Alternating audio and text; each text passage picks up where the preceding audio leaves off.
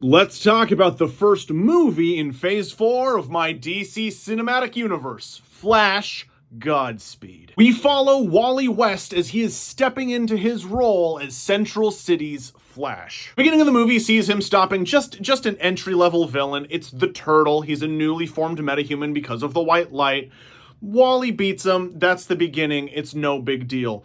But what happens next is a very big deal. A Speed Force storm hits Central City, striking many citizens. Specifically, Mina Dewan, August Hart, Edward Claris, Eliza Harmon, Avery Ho, Ace West, Jess Chambers, Linda Park, Gregor Grigorovich, Kristina Molotova, and Boleslaw Uminsky. That's a lot of people got super speed. Luckily, our girl Mina is a scientist for the Central City division of Star Labs, and she offers to the Flash to open up a school to teach all of these brand new speedsters how to use their abilities. And the only caveat is she just gets to take readings on that. Like, science has not actually gotten to officially study the Speed Force yet, and so she is chomping at the bit to get on this thing. Now, this is a little bit of a tricky situation for Wally because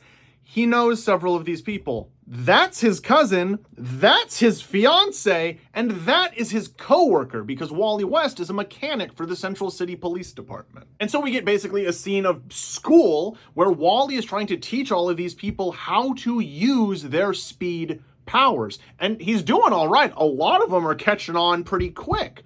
But it's pretty quickly revealed that some of them don't really have the greatest intentions for their newfound powers. And so while the four bad speedsters of this group go out on a rampage, causing the other speedsters to have to go track them down, yet another evil speedster arrives on the scene. And he's calling himself Godspeed. Godspeed seems to be doing heroic work. However, at the end of all of his stuff, he usually kills the criminal that he's trying to stop. And then Godspeed starts hunting down the other speedsters.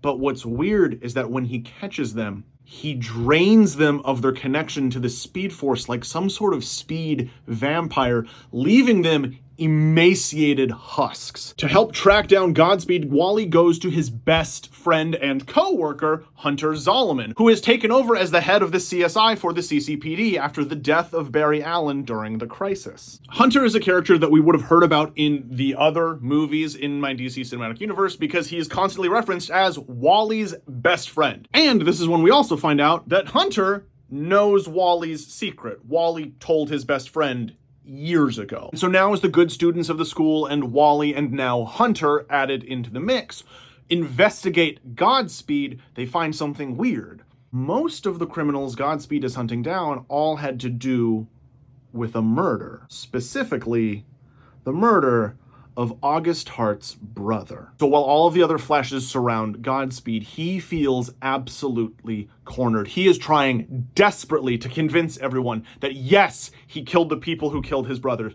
but he did not drain Edward Claris. He did not drain the trio. He did not kill Eliza Harmon. And as he's desperately explaining himself, he lets slip who helped him find his brother's killer. It was Hunter. And then Wally's reality shatters. Wally starts remembering that throughout this movie, Hunter has been asking deeply intimate questions to speedsters specifically. Things that could pass as just curiosity with working with a bunch of speedsters, but things that Wally was realizing were maybe a little bit too specific. And then Hunter starts to laugh. Sitting in his wheelchair, he is cackling in laughter. And in a flash of yellow light, Hunter is gone, and then we hear a sickening snap. And we see Hunter break Godspeed's neck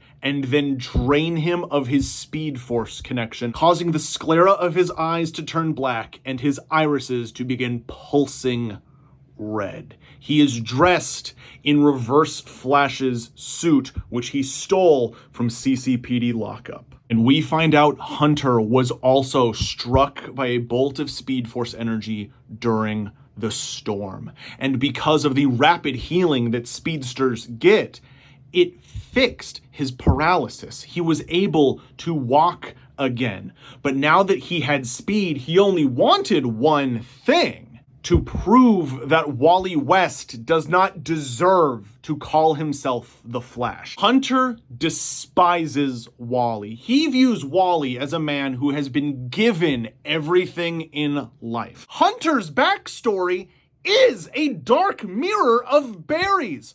Hunter's mom was murdered by his dad. In an attempt to prove his father's innocence, he became a crime scene investigator and eventually worked for the CCPD, only to discover that his father did in fact murder his mother. His backstory is exactly Barry's backstory as far as he's aware. But Wally, the kid born with the powers, who has the living parents, who has a girlfriend and a huge family that love and support him, he gets to be the hero? No, heroes are created by pain. Heroes are created by loss and suffering. Wally has suffered nothing until the death of his uncle during Crisis, when the whole world suffered. But Hunter has suffered his entire life. And then when he found out that you could time travel as a speedster, and Wally has that power and does nothing with it, he hated Wally from that point on. Then you may ask, well, how does Hunter know how to siphon Speed Force connection? Hunter studied Wally. Remember, Wally did that to Reverse Flash. Wally just didn't kill him. Wally didn't really know how he was doing that, but Hunter figured it out, and Hunter completed it. He figured that by absorbing it, he could increase the strength of his connection to the Speed Force to close the gap that Wally has by being a metahuman speedster on top of being a Speed Force avatar. And now he feels just fast enough. Well, maybe one more, and he kills Mina Dewan and drains her as well. So now he's just surrounded by Wally, Linda, Avery, Ace, and Jess. It's 5 against 1. The odds are not in his favor. And he asks everyone, do you know what happens when you snap at supersonic speeds? And he snaps, unleashing a sonic boom, sending the other 5 flying and sending Linda crashing into a glass window. Wally is terrified in this moment because not too long before this, Linda revealed to Wally that she is pregnant with his children. Wally goes apeshit. The other 4 speedsters gang up on this guy, and we get our big, lovely final fight. Unfortunately, he is faster. He has absorbed way too much Speed Force energy. But working together, the other speedsters are able to start siphoning off his speed to get them back down to their level so that Wally West can deliver an around-the-world supersonic punch to Hunter's face. Hunter is arrested, and he is locked away by Amanda Waller in a state-of-the-art new prison, one in outer space. Because the metahuman power nullifying necklaces that Amanda Waller has developed do not work on Speed Force powers. So he is being held in space, so should he ever vibrate out of his cell, he would vibrate into the vacuum of space and die. And back down on Earth, we check back in with Linda Park, who is totally fine. And so are the kids. If she wasn't a speedster, things would have gone very differently. Standing beside her is Mina Dewan. She was not killed. She just had the Speed Force ripped out of her body, so she's lost her powers. But other than that, she's alive and well. And so Wally West gets to become superhero speedster partners with his soon-to-be wife, Lightspeed.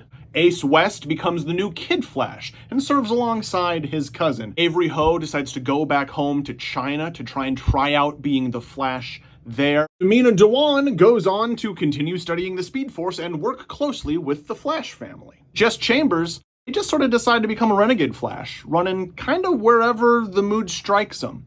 They become a Flash of the people. But the story doesn't end there.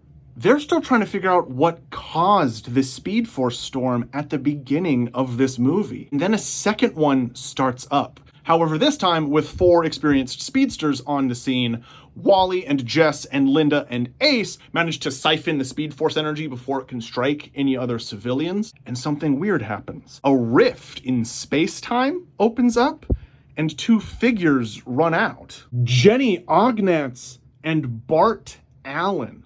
They ran backwards in time to warn their grandfather, Barry Allen, that the future is in danger. And that is Flash Godspeed in my DC Cinematic Universe.